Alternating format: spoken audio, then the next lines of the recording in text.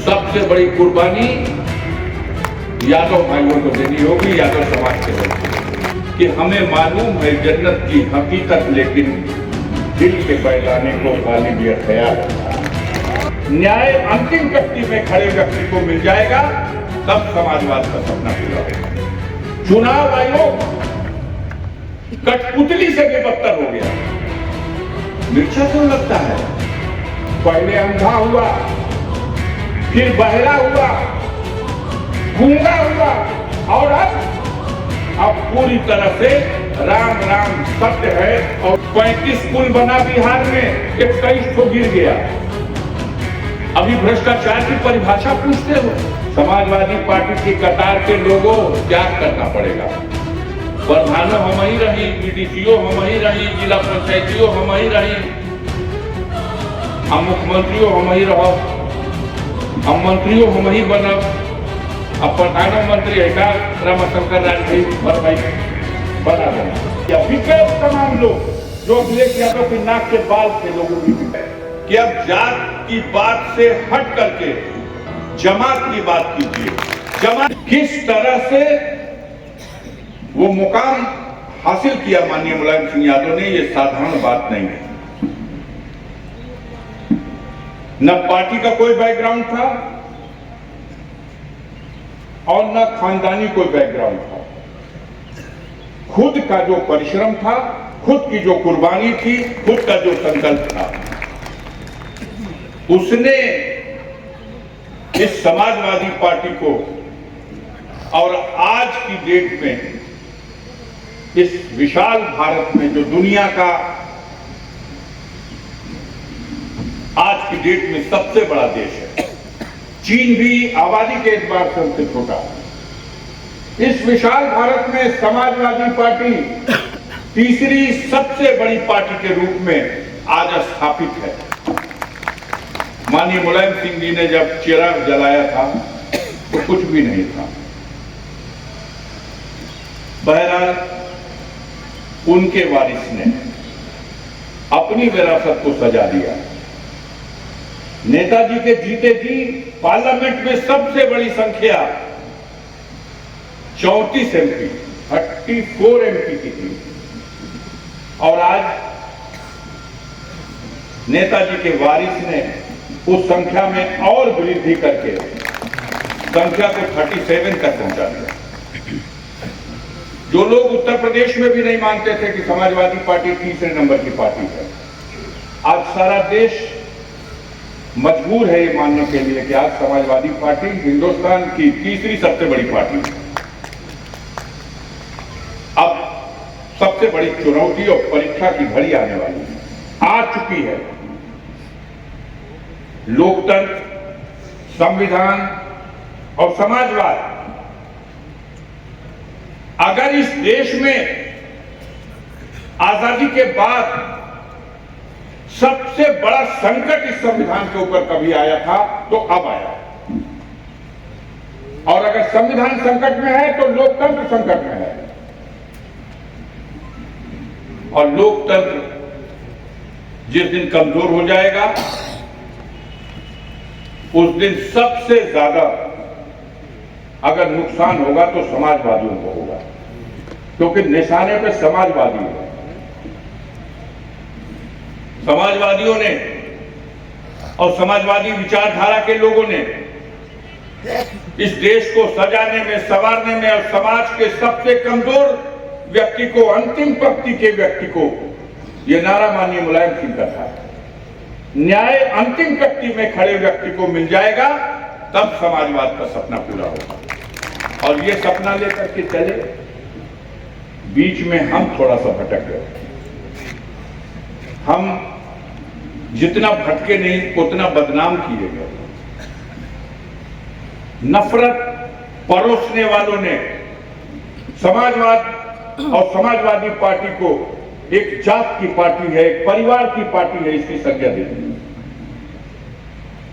हम काउंटर नहीं कर सके, जितना मजबूत काउंटर होना चाहिए था नहीं कर सके। आज माननीय अखिलेश यादव जी ने जो पीडीए के रास्ते से ताकत मजबूत करने का मंत्र दिया है, वह मंत्र वही है कि हम उन साजिश करने वालों को, अगर उनकी साजिश को विफल करना चाहते हैं, तो जैसा माननीय ओम प्रकाश जी ने कहा कि अब जात नहीं, जमात को मजबूत करने की जरूरत है। जमात ही है पीडीए, और वही है जो समाज के अंतिम व्यक्ति को एकत्रित करके ताकत देने की बात कर रहा है। हम अगर समझ जाएं, हमारे नेतागण समझ जाएं, मैं समझता हूं कि हिंदुस्तान की राजनीति में, लोकतांत्रिक व्यवस्था में कोई भी पार्टी मुकाबला करने की स्थिति में नहीं रहेगी अगर हमने अपनी जमात को पीडीए के रास्ते से मजबूत कर दिया। आप देखो, जो लोग दिल्ली की सत्ता पर बैठे हों या देश के बहुत से प्रांतों में सत्ता में आ गए हैं, घोर जबरदस्ती, घोर बेईमानी, इतनी लूट कभी नहीं थी। विधायकों को खरीद फरोख्त करके सरकारें गिराई जा रही हैं। चुनाव आयोग कठपुतली से भी बदतर हो गया, निर्जीव है। हमारे नेता ने कहा मर चुका है। कैसा मिर्चा लगा लोगों को, ये बड़ा गलत कह दिया। जब चुनाव आयोग अपनी भूमिका नहीं निभा पाता, तो हमारे संविधान में जो चुनाव आयोग से अपेक्षा की गई, जो उसे अधिकार दिया गया, वो एक स्वतंत्र और सम्मानित अधिकार प्राप्त संस्था, अगर उसके सबसे उच्च पद पर बैठने वाला कोई व्यक्ति है, अगर वो मेरी कृपा का पात्र हो जाएगा, तो वो कैसे न्याय कर सकता है? यही तो हुआ। माननीय सर्वोच्च न्यायालय ने कहा कि 3 निर्वाचन आयुक्त है भारत में, निष्पक्ष चुनाव आवश्यक है।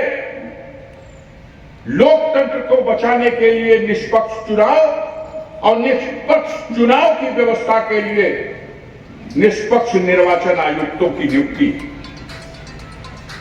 उन्होंने कहा, सुप्रीम कोर्ट, सर्वोच्च न्यायालय, संविधान में 3 ही बड़ी शक्तियां, कार्यपालिका, न्यायपालिका और विधायिका।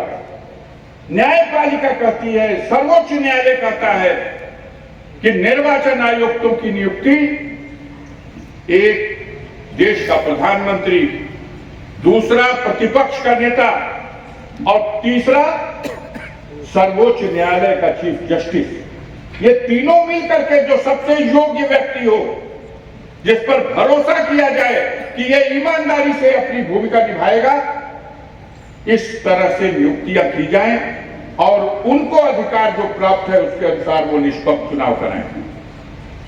मिर्चा क्यों लगता है?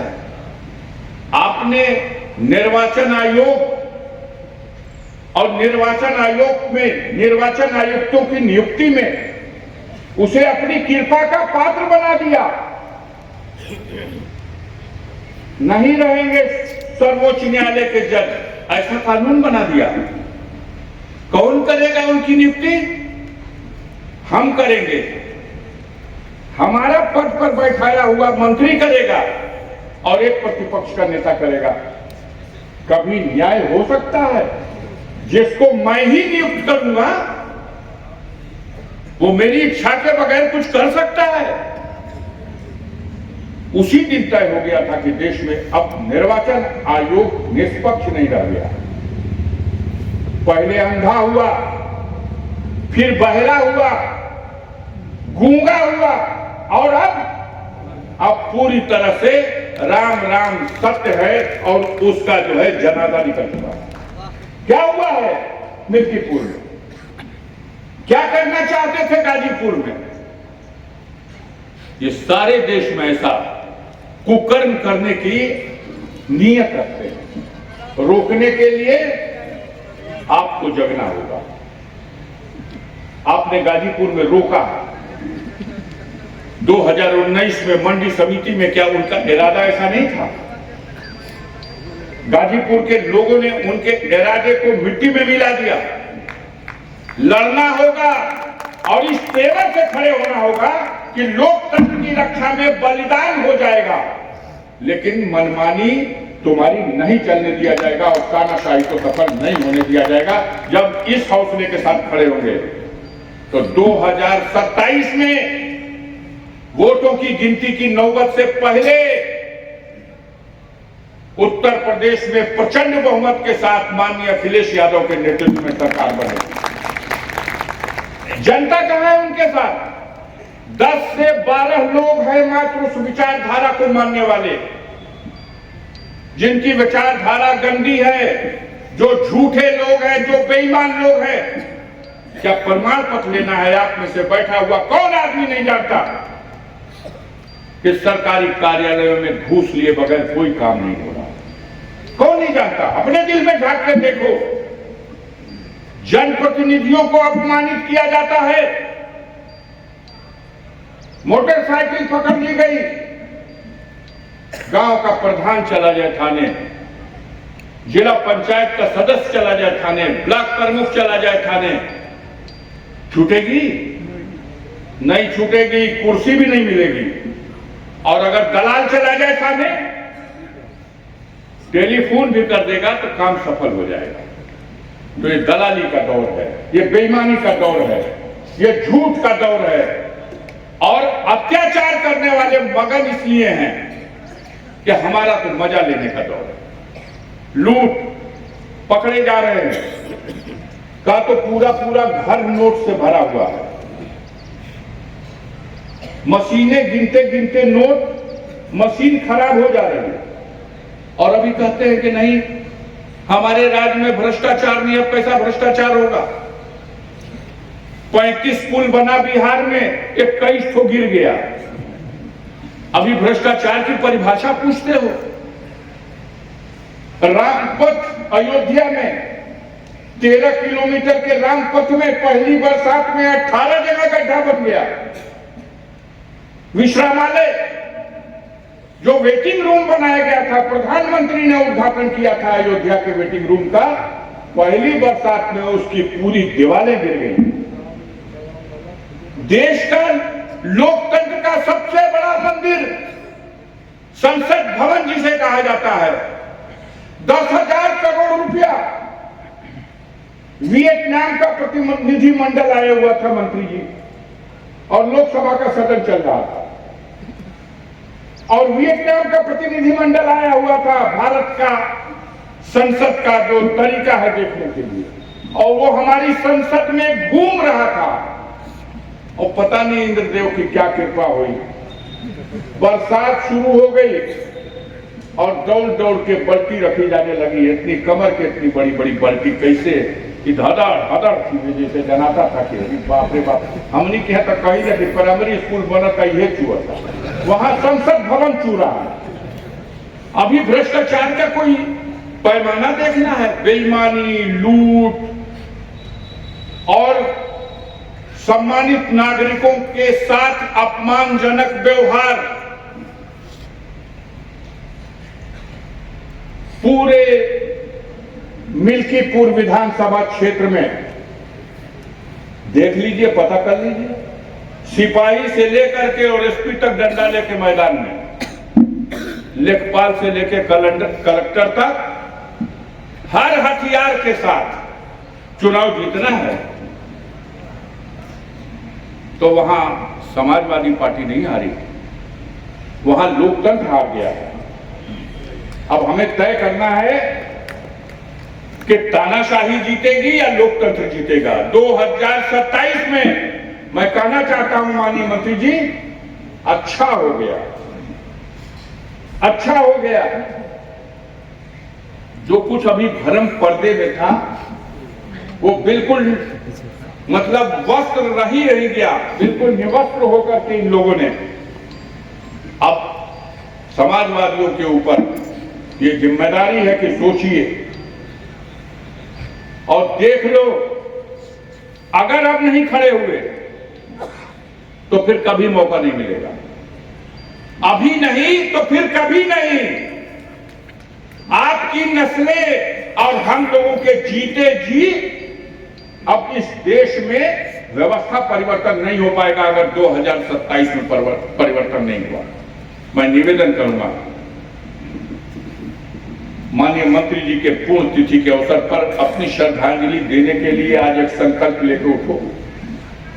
आप कोई जनता जनार्दन थोड़ी आए हो यार, आप सब एक से एक समाज के मजबूत प्रतिष्ठित एक अपनी हस्ती हो, एक खूंटा हो। अगर छोड़ दोगे कि इसका जिम्मेदारी अफजाल पर है, ओम प्रकाश पर है और डॉक्टर वीरेंद्र यादव पे है और गोपाल यादव पे है, तो नहीं, आप सबको बनना पड़ेगा।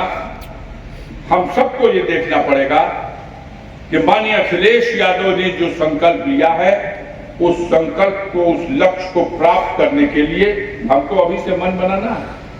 लोकसभा के चुनाव में देखा आपने, प्रधानों को कहा गया मंचों के नजदीक मत दिखाई देना, फोटो खींची जा रही है। जिला पंचायत के सदस्यों को, राशन के दुकानदारों को, विद्यालय चलाने वाले प्रबंधकों को मजबूर किया गया था कि नहीं, डराया गया था कि नहीं? बताओ ईमानदारी से। डराया गया था। तो इस भय, इस डर, इससे अगर मुक्ति पाना है तो 2027 की तैयारी जैसे हो। समाजवादी हिंसक नहीं होता, लेकिन हम मारेंगे भी नहीं और मानेंगे भी नहीं।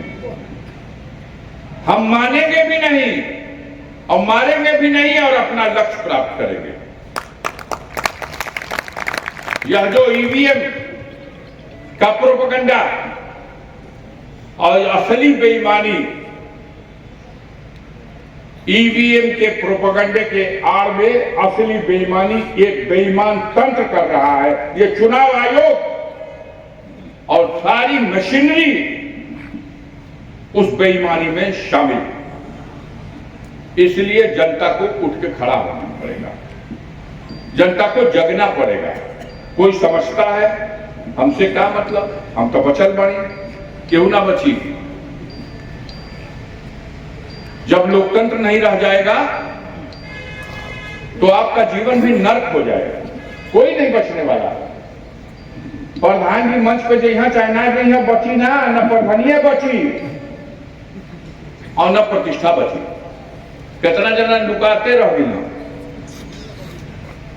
1-2% ऐसे हिम्मत वाले लोग थे जिन्होंने उस विपरीत परिस्थितियों में भी खुल्लम खुल्ला मैदान में उतर करके साथ दिया। और ज्यादातर साथ तो थे लेकिन लुका के साथ। आप लुका के साथ दोगे तो अब इन बेईमानों से नहीं लड़ा जा सकता। तो माननीय मंत्री जी को श्रद्धांजलि दीजिए और यही श्रद्धांजलि दीजिए कि इन्होंने जो दीप जलाया है, अब संकट की घड़ी में दीप बुझेगा या दीप की रोशनी और बढ़ेगी। और उस दीप की रोशनी को बढ़ाने के लिए 2027 की तैयारी कीजिए। वो मगन है सब। हमसे एक बड़े नेता ने कहा, बात होने लगी, कहा भैया घबरा मत, पंचायतिया का चुनाव हो जाएगा। ओकरा बाद कुल समाजवाद वही में पढ़ा दिए। तो क्या करबो सुरे भैया कि कौनो सीटिए ना बची, कुल समझबदिए लड़ दी हंसो और बाद अगला चुनाव हो विधानसभा का। वो नक्शा तो दिखाई दे रहा है। अब वहीं से चपत हुआ बिरहा कंपनी का लोग तब जाए लगल नोट पे कि फलाना प्रत्याशी हम, फलाना पहले प्रत्याशी रहल हम। समाजवादी पार्टी की कतार के लोगों त्याग करना पड़ेगा। अगर त्याग नहीं करोगे सब जीत ही जाएगा। तब प्रधानिया से लेकर के प्रधानमंत्री तक सारे पद पर तानाशाही विचार रखने वाले बढ़ जाएंगे। कोई जिताने वाला भी तो हो कि सब जीतबे करेगा। इतना लड़वैया है घड़ी भाई बड़ा। उसे पहले जिला पंचायत, तो जिला पंचायत लड़िए मना नहीं करते हैं। आप बड़े योग्य हैं, बड़े लोकप्रिय हैं, सब कुछ है, लेकिन ये देख ले जा गलिया पगलिया कि केहू टिटकार के तो के झुकिया का निकल लड़ावे केहू के हरावे खातिर। केजरीवाल के हार में एक बड़ा कारण ये भी है। तो सावधान रहने की जरूरत है। हम चले थे पीडीए बना करके लोगों को जोड़ने, तब पीडीए में खाली मीटिंग में सब आओ, पदवा पे ना रही वो का कुछ सीटियां दिया कि ना रहे थे। बोलिए, सबसे बड़ी कुर्बानी यादव भाइयों को देनी होगी, यादव समाज के लोगों को। शायद कुछ लोग कहने में डरे, लेकिन मैं कहूंगा कुछ सही आ जाता अभी बहुत टाइम लगा, तुरंत ना भेटे। अब वो घड़ी लेका जने वो नहीं करो या जिंदा रहो कि ना, लेकिन सबसे बड़ी कुर्बानी देनी होगी यादव भाइयों को। आप कुर्बानी दोगे तब पीडीए बनेगा। प्रधानों हम ही रही, बीडीसीओ हम ही रही, जिला पंचायतियों हम ही रही, अब मुख्यमंत्रियों हम ही रहो, अब मंत्रियों हम ही बनब, अब प्रधानमंत्री है का रामशंकर राज भाई भर भाई बना देना। हौसला बड़ा हो, लेकिन लड़ाई अभी प्रधानमंत्री की नहीं है। अभी लड़ाई उत्तर प्रदेश के विधानसभा की है। एक जगह निशाने से हिलने होने तक तब मछली घूम जाए, अखिया में ना लगे। सिर्फ एक निशाना, उत्तर प्रदेश का मुख्यमंत्री बनाना है माननीय अखिलेश यादव को, समाजवादी पार्टी की सरकार बनानी है, एक ही प्रधानमंत्री हम देने के बनेंगे। और अगर ऐसा करना है तो त्याग ही आपको करना है। आप ही त्याग करोगे तब कुशवाहा समाज के लोग कहेंगे कि ये भैया हम लोग के तो कुछ हमें सम्मान मिलेगा। तब राजभर भाई भी कहेंगे कि भले ओम प्रकाश झंडा लेके उड़ने गई, लेकिन ना हमनी को समाजवादियों का कतार में रहेंगे। तब संजय निषाद के लोग कहेंगे कि भले संजय निषाद भारतीय जनता पार्टी की कतार में खड़े हैं, लेकिन हम समाज का कल्याण नहीं हो रहा है, इसलिए हम समाजवादियों के साथ रहेंगे। तब चौहान भाई कहेंगे कि हम समाजवादियों के साथ खड़े होंगे। तब लोहार कुहार गुण खरवार नाई हमारे मौर्य समाज के लोग कहेंगे कि हम समाजवादियों की कतार में हैं, क्योंकि ये समाजवादी जिस दिन सत्ता में आएंगे ये सबके साथ न्याय करेंगे, सबके अधिकार की रक्षा करेंगे, सबको इंसाफ करेंगे और सबको उसका हक हिस्सा देंगे। ये बेईमानवा फंसा लेने वाला सो ये धोखा देते हैं लोगों को। कहते हैं लोग कि अगर समाजवादी पार्टी मजबूत होगी और समाजवादी पार्टी सत्ता में आएगी तो यादव को ताकत मिलेगी, यादव को अधिकार मिलेगा। ये झूठा प्रचार है और यही प्रचार करके समाज में कमजोर लोगों को नफरत फैला करके उनके मन विचार को हटा रहे हैं। और उसका नमूना देखने को मिलता है साजिश में शरीक होकर के उन सामंतवादी विचारधारा के लोगों के। सबसे बेसी समाजवाद का झंडा लेके जमनिये में दौड़े शुरू कर दिए लोग। हमें जनाई कि माननीय ओम प्रकाश जी का पसीना हुआ। देखना पड़ेगा, सोचना पड़ेगा, विचार करना पड़ेगा। जो आदमी लैस है विचारधारा से समाजवाद के, जिस आदमी ने कठिन से कठिन घड़ी में और परीक्षा में जब अपने शरीर के वजन के बराबर नोट की गड्डी और सोने की गड्डी तौल के दी जा रही थी, तब भी बिकने का काम नहीं किया, ठोकर मार करके समाजवादियों की कतार को मजबूत किया। बिक गए तमाम लोग, जो अखिलेश यादव की नाक के बाल के लोगों भी बिक गए। तब भी गर्व करना चाहिए गाजीपुर के लोगों को, जमानिया के लोगों को। आपका नेता मंच पर बैठा हुआ है। ये चुनाव भाजपा ना लड़ पाई हम तो जमनिया में। अगर हमने का जमात कतार में बैठा आदमी ना खेदल,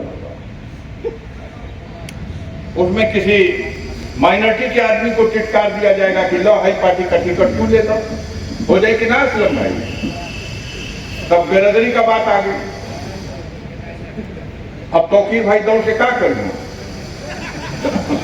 कहने रुको भाई बेरादरी आ गई। दिमाग बनाइए, बिल्कुल 100% सच है कि अब जात की बात से हट करके जमात की बात कीजिए। जमात और कतार मजबूत हो जाएगी, और उस जमात में जब सब होगा कैसे पीडीए बनेगा? ऐसे ही पीडीए बनेगा।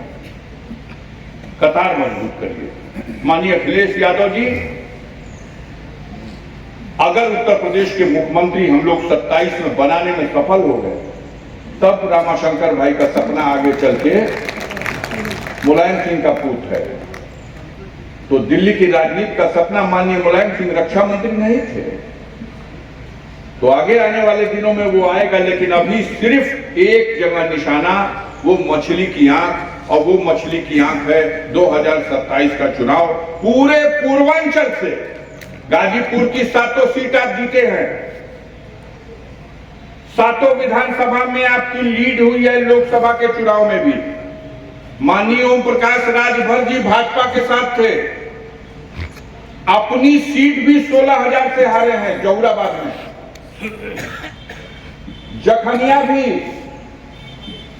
जखनिया भी आपके साथ नहीं है, लेकिन आपकी जखनिया में भी लीड हुई है, और प्रचंड लीड हुई है लोकसभा में।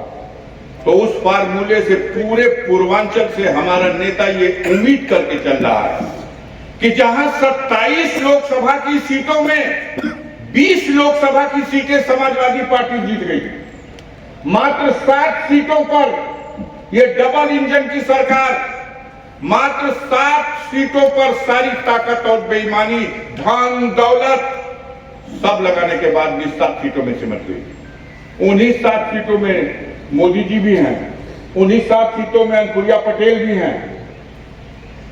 अंतिम राउंड की गणना में मात्र 3 सीट जीते ये लोग, भदोही, मिर्जापुर और बनारस। 10 सीट आप जीत गए। 6वें राउंड की गणना में 4 सीट बस भाजपा जीती, 10 सीट आप जीत गए। जो गोरखपुर और बस्ती मंडल, देवी पाटन मंडल उनके आसपास थी, योगी जी के। ये डबल इंजन, ये इंजन की हवा खराब है, बैक कंप्रेसर हो गया है माननीय मंत्री जी। बैक कंप्रेसर जब हो जाला तो गाड़ियां धुआं देने लगे,